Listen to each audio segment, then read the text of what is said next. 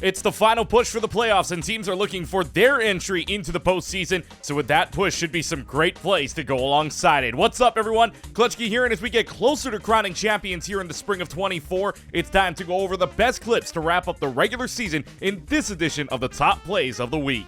Let's start with Overwatch with the Florida International Panthers and the Delaware Blue Hens. This one starting off on Lijiang Tower, and it goes pretty well for the Panthers, especially on the Garden where they don't allow a single percent, winning 2-0. On to Kings Row, and this time with FIU defending first, Panthers get to the Golden Box of victory for a 2-1 win. And on to Dorado for a potential closeout map. The defensive hold is even stronger thanks to clips like this one.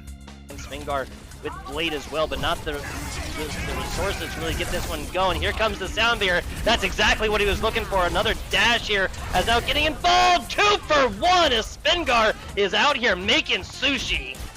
FBI Tugboat and to Try Hard Ray on the call with some great clips overall for the Panthers, but that one takes the top spot here in the series. The Golden Box of victory was put at 82 meters after a great defense by FIU, and on their attacking side, the Panthers get it in 96 seconds and they earn the sweep over the Blue Hens. The Northeastern Huskies and the Kaiser Seahawks squaring off in Rocket League, and this game was wild, and we'll recap it all here soon. But our top play coming from the second game. The Seahawks got the winning game number 1, and almost immediately in the next game, we got what one of our casters told me was, quote, a crazy start to game 2. Let's go ahead and hop into game number 2. Fresh 5 minutes at the clock. Let's get this one underway. Very excited to see if Kaiser is able to remain dominant. A couple of flip resets, may I say, by Stack, showing he is just built different. What a start for Kaiser. Whoops, you and Chicksa on the mics, and yeah, a crazy start to the game, but that, of course, would not be the winning moment. In fact, this game 2 went to the Huskies, so now it's a 1-1 in the series. Kaiser then went on to win the next 2 games of the series to go up 3-1, but remember, this is a best of 7, and I mentioned that because the Huskies weren't going to go away quietly as they win the next 2 and force a 7th and final game. And in that final game, tied at 1-1 with 27 seconds left to go, Prism from Kaiser plays the hero and shuts the door on a potential comeback for the Huskies as the Seahawks escape with a Game 7 victory.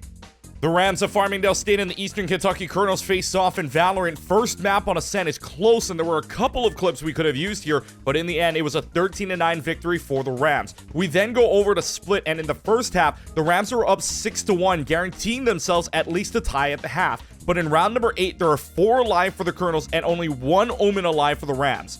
Well, if I'm setting this up, take a guess as to what happens here. Forcing FSC to have to play to the outskirts, play around, allow them to cut off the supply lines for the team and get them this advantage. But oh no, what is this? Super 8 takes a long road to victory. Is there an orb available? Did they take the A orb? Oh my god. Super 8. That's not possible. Beautiful Crunch should be taking you through the game there, as yes, it is possible for Super 8 to come through with the clutch up, and that 4v1 scenario would be the closest that the Colonels would get to scoring a second point on the map, because the Rams would play Split to near perfection, winning 13-1 and ultimately winning the series.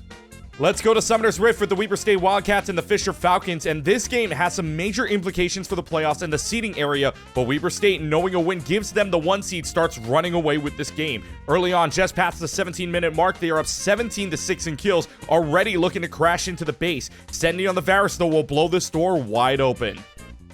I thought Zadox wasn't going to do it. Oh, wow, okay. There's a fight in the mid lane here. Mother Goose in a lot of trouble. Oh my god! Oh my god! It's a 2-item Sendy, and he's rifling away. He's got a double kill for right now, and making a triple kill. Next target going to be the MK who flashes over the wall and dies. It's a quadra kill, and everybody is gone. It's an ace for Weaver.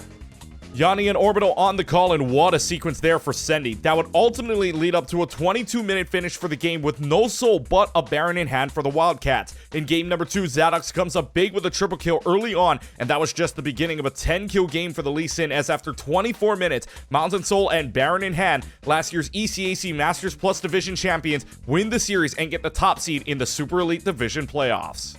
And we'll end with Super Smash Brothers between the Florida Atlantic Owls and the Randolph-Macon Yellow Jackets, and there is a playoff scenario to this. The Owls need to win in order to make the playoffs, and the Yellow Jackets, while already eliminated, could play the spoiler. Set 1 had a whole bunch of crazy clips to choose from between a ledge guard and some Donkey Kong shenanigans, but to end it, Donkey Kong tries to clap, and FAU's Calamity on the Sephiroth punishes to give the Owls a very close Set 1 win.